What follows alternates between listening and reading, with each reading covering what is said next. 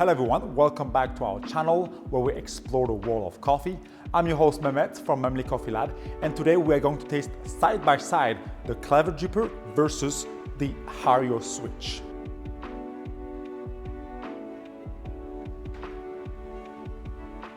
Both are very popular brewing devices that belong to the hybrid coffee brewing style with both immersion and pour over. This was actually voted and decided in our Patreon site, so feel free to check out our Patreon to vote on the next video subject.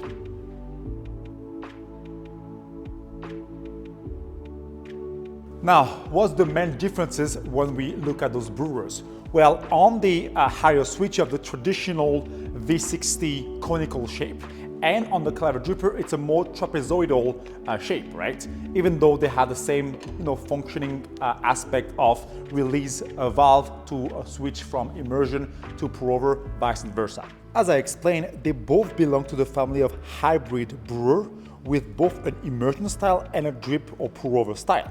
For example, in our Clever Dripper, we have a little valve on the bottom that is actionated when you put it on top of a mug or a dripper. The Hario Switch, you have a little metallic ball there that is lifted when you click it on the side here.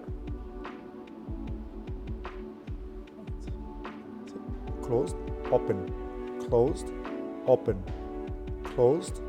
So here I'm going to use our washed bourbon Burundi coffee. It's a really floral, sweet, and fruity cup of coffee. I like to play with bourbons because they present both a sweet aspect and a fruity aspect, and based on your preferences, you can highlight one of those elements or get both in balance. Now, the main difference between those two is also the filter shape, right? You have a trapezoidal filter shape for the Clever Dripper and the classic conical one for the Hario Switch. Is it Hario Switch or V60 Switch? And the thing about the trapezoidal shape here that sometimes it may clog our coffee. So let's rinse our filters and come back with some scales and water. We have our paper rinsed and water discard, and we're going to use for the first round the classic recipe. Nothing fancy. I know there's a lot of recipes about all those techniques, but here I want to taste side by side the same coffee with the same ratio, same water, and just taste the difference in extraction. So we are going to use a ratio of 1:15. It's slightly stronger than a classic, pour over 1:16, but it gives a nice complexity to the coffee. And here I'm using 18 grams of coffee for 270 grams of hot water heated at 93 degrees. And we are going to do a steeping of 3 minutes only. The grind size is slightly finer than what I usually use. Often I like my pour over to be, if you use a Baratza, 18 to 20, on a Comandante 27, 26, 27 to 30 clicks, and on like a micron level, 850 to 900. If you use a Baratza, stay between 16 and 18, on the Comandante 25 to 27, and micron wise, somewhere between 800 to 850, around that, slightly finer. And here, no technique, just pour all your water at once. Try to kind of make sure it's agitated well. So we pour our 270. And we are going to let it steep for 3 minutes. And boom, that's it. And we're going to compare those coffees based on 5 elements: the aroma, the flavor, the body, the acidity, and the aftertaste. And an overall also complexity of aromas, because it's something I'm looking for when I brew coffee. I like clarity of flavors and complexity of the brew. Oh, sorry.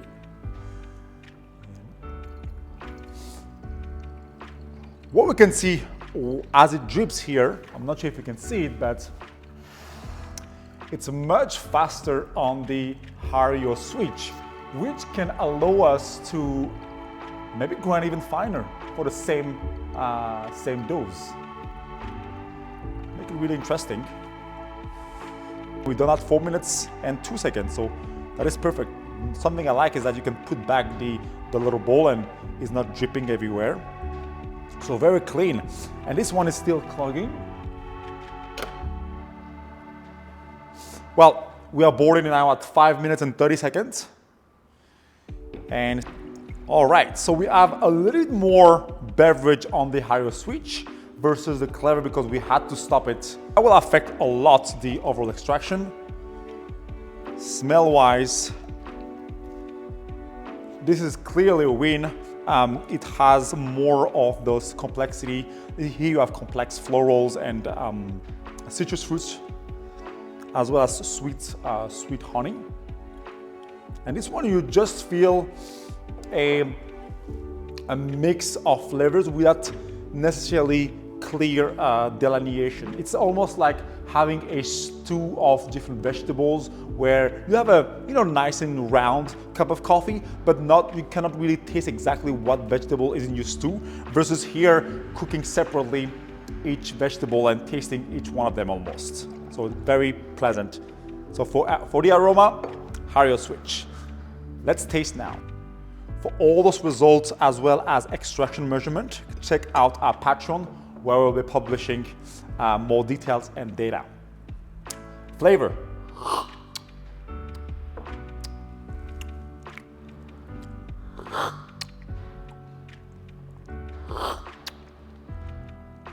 Following up the aroma, you have a slightly blurrier brew with generally sweet, thick. We will talk about body after, but just flavor-wise, overall sweet, somehow floral and fruity. You can guess that it's a citrus fruit, but floral-wise, here we have chamomile that we cannot taste really on the Clever dripper. On the Switch though, it's really similar to a pour-over. Very impressive. You have the sweetness, florality as well, and the citrus fruit, which is more like an orange here. So for flavor, Hario Switch. Let's check texture.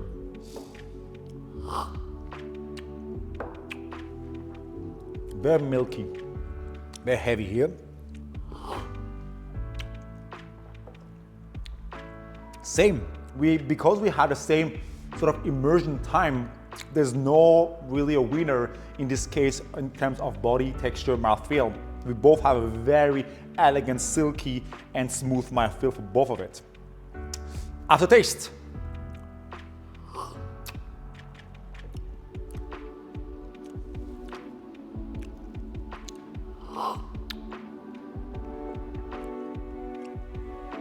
And once again, it's a consequence of the extraction. It's a little bit cleaner here and a slightly harsher and dry here. Lengthwise is more or less the same, but winner for the Hario Switch with a slightly cleaner, more pleasant aftertaste. Acidity.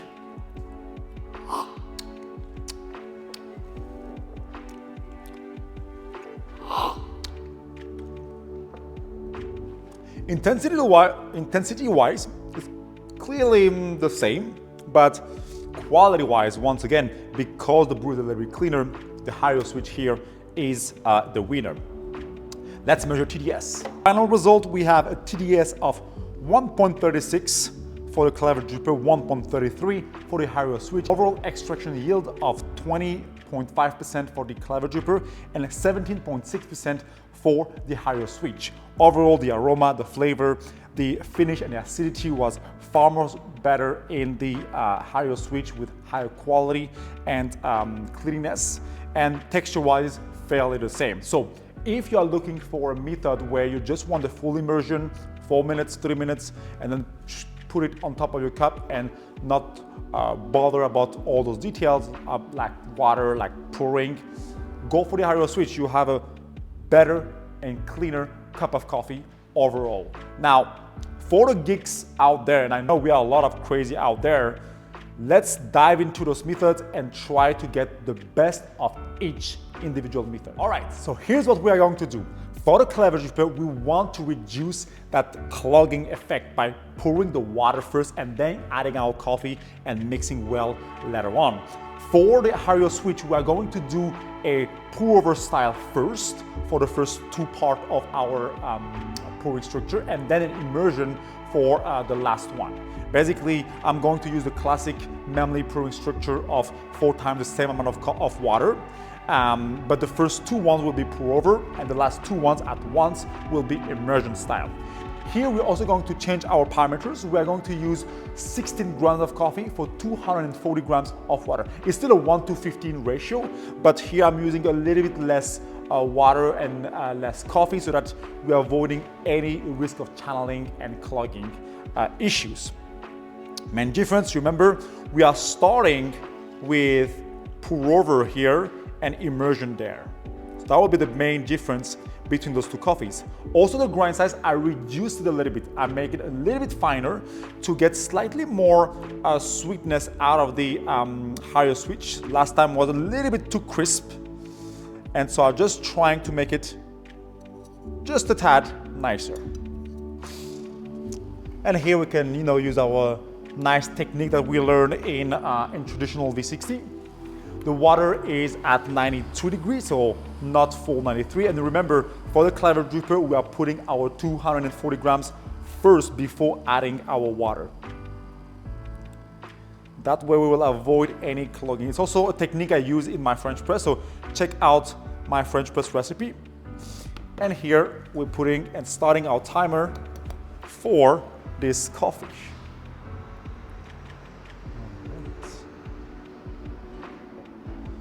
And let us steep for, once again, about 3 minutes. Here we're gonna do a pour over first by putting our first 60 grams.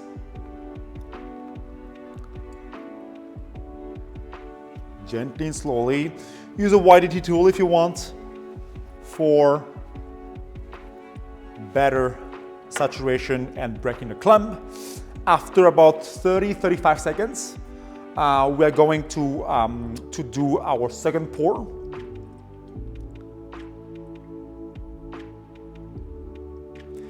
And for this one, about a minute and a half, I like to break the crust once again.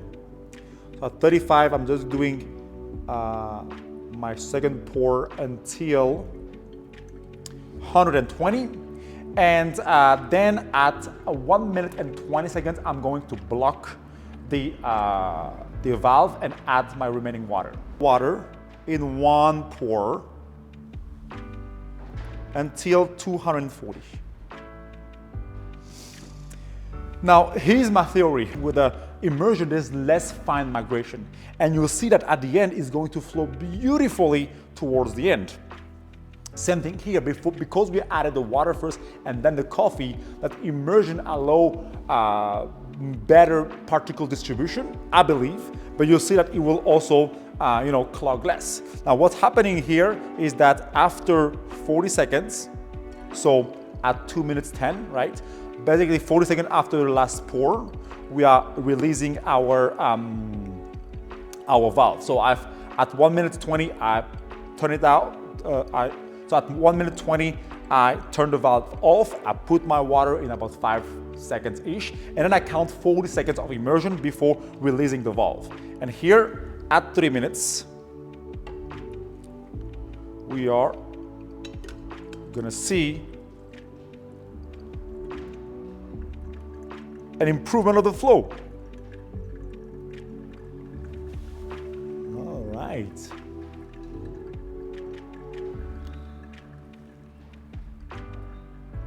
And it should take about a minute once again to drip completely.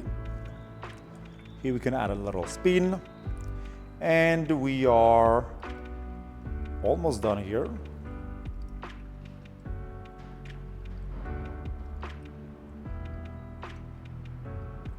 And in 3 minutes and 5 seconds, so good. About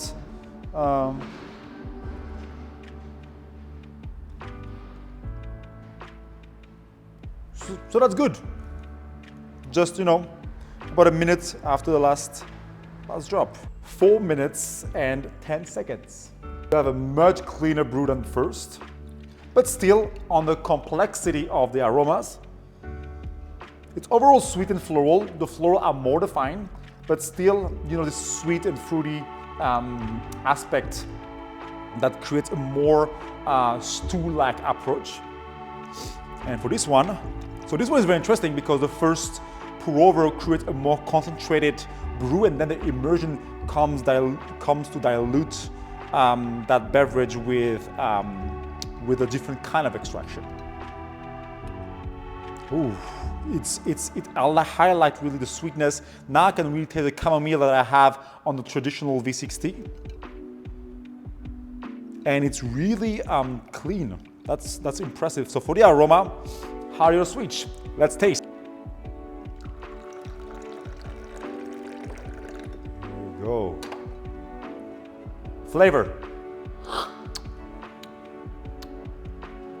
You have nice fruits now. Yeah, the orange are more marked, but I'm losing some florals. And here we really have a nice balance, a nice sweetness. You can taste the florals, oranges and sweets. So for flavor, Hario Switch.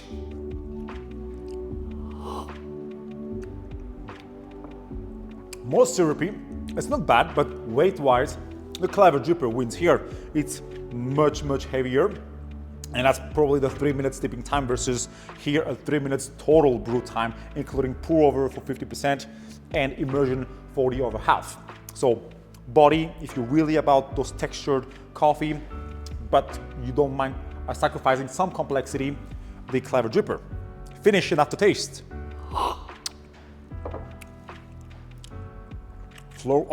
It's amazing to taste florals and tea-like qualities on the aftertaste. Usually you have more those chocolatey or sweeter notes on the finish, but here you can taste it. And here, smooth, simple, but quality-wise, Hario Switch. So quite bright, lively, juicy here. And mute it down, just tone down. Here we reduce that acidity, we increase our texture, and we decrease the complexity of the brew, but got more texture out of it. And here we really have something very similar, but way easier to brew than the V60. Am I switching to the Switch? Am I switching to the Switch? It's delicious.